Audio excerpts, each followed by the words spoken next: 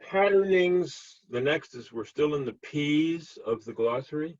Next is patternings of rotating otherness. Patternings of rotating otherness. This phrase is meant to describe the circulation of social alienation as we pass on to the other next to us, or to millions of others through an electronic screen, the requirement of loyalty to the false self pretending to be real.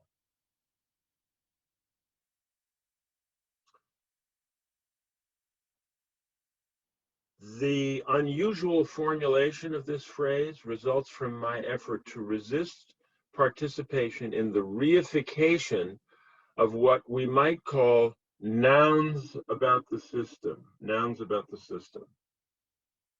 When we refer to the economic system or the social institutions or even society, we tend to treat what are actually moving, emerging, and dissolving social phenomena as if they were fixed things.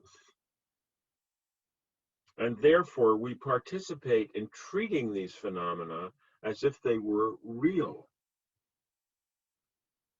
like objects. But in the actual reality of lived intersubjective experience, these entities only exist as passings around or rotations of the otherness each of us feels compelled to enact, which is then internalized by each other person, drawn into the alienated milieu of recognition. As I try to always emphasize, these patternings are always being transcended by the desire for authentic mutual recognition, which renders every such patterning unstable and at certain moments capable of dissolution and change.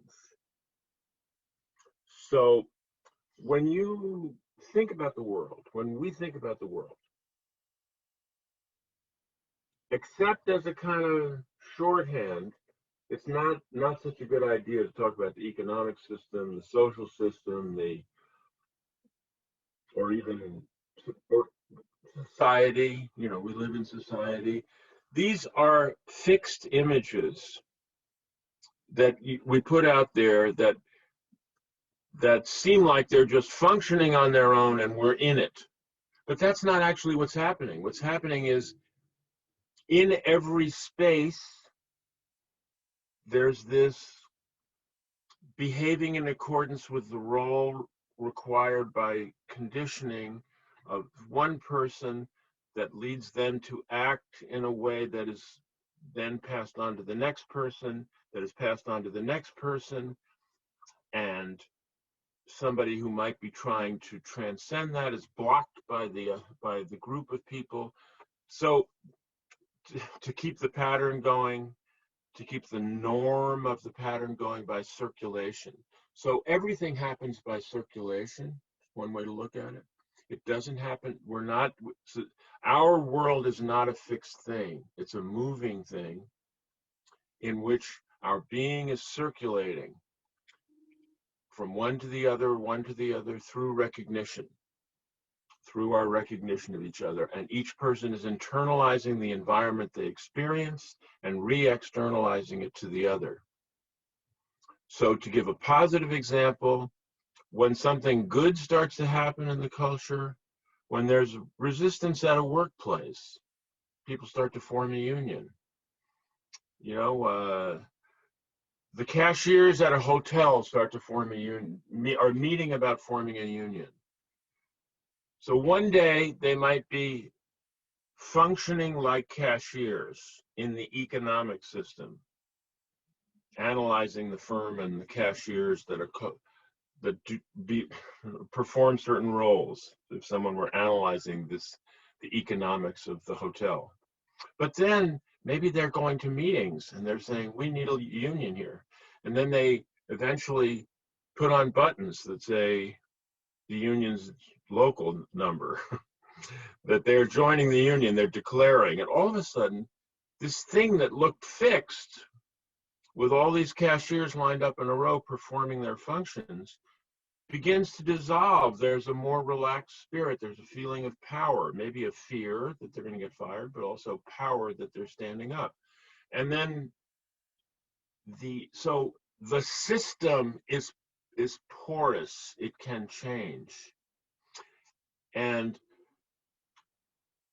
whenever economists talk about whole sectors of the economy, the price of labor, the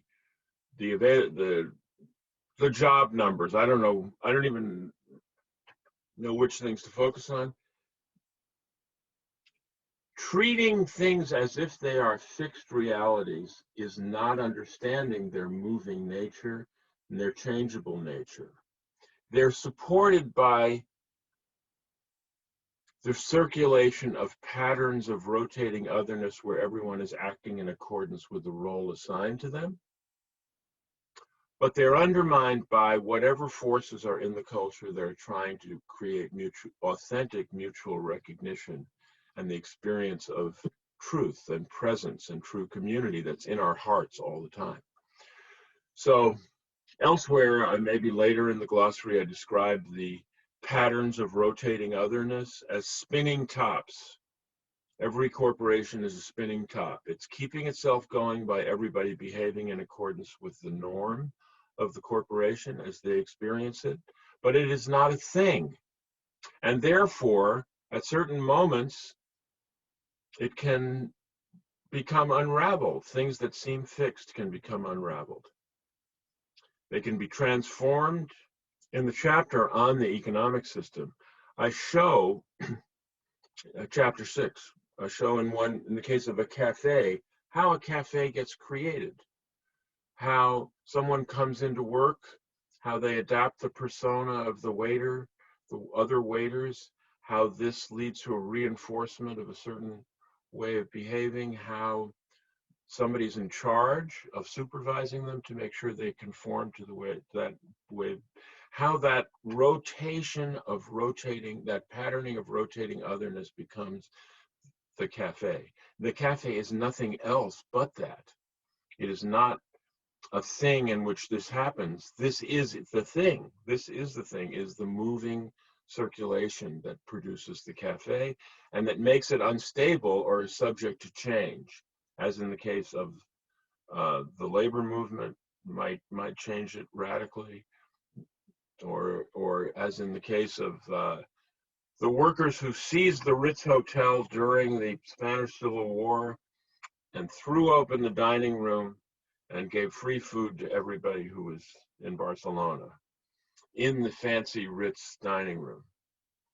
We have a picture of that in Paige Panter wrote a zine about based on my book called Overcoming Alienation, and in it there's a picture of the workers in the 30s in Barcelona during the Spanish Civil War when the anarchists seized the Ritz Hotel. And you can see all of a sudden that dining room that was so much a part of the hotel, you suddenly realize the hotel was just a moving field and the dining room is just open to the street for where people feed each other. So I don't know, I don't have it right in front of me, but we'll attach it. Okay.